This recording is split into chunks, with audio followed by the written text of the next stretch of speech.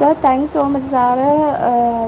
കഴിഞ്ഞ ദിവസങ്ങളിലായിട്ട് ഗ്രൂപ്പിലിട്ട ഒരു PDF അത് ഞാൻ പ്രിൻ്റ് എടുത്തിട്ടുണ്ടായിരുന്നു. അപ്പോൾ പ്രിൻ്റ് എടുത്ത് അതിൽ നിന്നുള്ള നരേഷനും കാര്യങ്ങളൊക്കെ ഞാൻ പഠിച്ചിട്ടുണ്ടായിരുന്നു. പിന്നെ ഗ്രാമർ എല്ലാം വന്നു.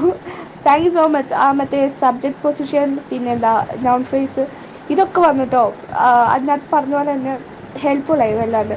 പിന്നെ ഇന്ന് അടിപൊളിയായിട്ട് എഴുതാൻ പറ്റി. കാരണം എന്തോ നല്ല ഒരു ക്വസ്റ്റ്യൻ ഷീറ്റാണ് കിട്ടിയത്.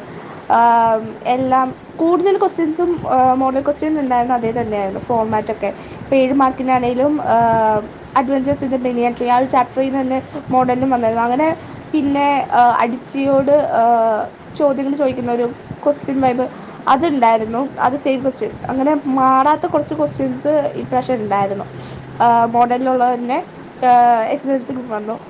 അതുകൊണ്ട് തന്നെ വല്ലാണ്ട് ഹാപ്പിയായിരുന്നു. കാരണം പഠിച്ചതൊക്കെ തന്നെയാണ് വന്നത്. പിന്നെ വേറൊരു ക്വസ്റ്റ്യൻ അതെ 7 മാർക്കുള്ള ആ ഒരു ക്വസ്റ്റ്യൻ അഡ്വഞ്ചേഴ്സ് ഇൻ ദ ബനിയൻ ട്രീയിൽ ഒരു ക്വസ്റ്റ്യൻ വന്നിരുന്നു നരേഷ്.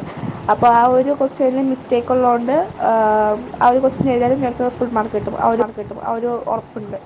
ബാക്കിയെല്ലാം കുഴപ്പമില്ലായിരുന്നു. പഠിച്ചതൊക്കെ തന്നെ വന്നു. നല്ല രീതിയിലായിരുന്നു. Thank you sir. അപ്പോൾ കൂടുതൽ ക്വസ്റ്റ്യൻസും സാറിൻ്റെ PDF ഒക്കെ പഠിക്കുന്നത്, അതുകൊണ്ട് വല്ലാണ്ട് ഉപകാരപ്പെടുന്നുണ്ട്. എന്തോ സാറിൻ്റെ മിക്ക PDF ൽ നിന്നും ചോദ്യങ്ങൾ വരാറുണ്ട്.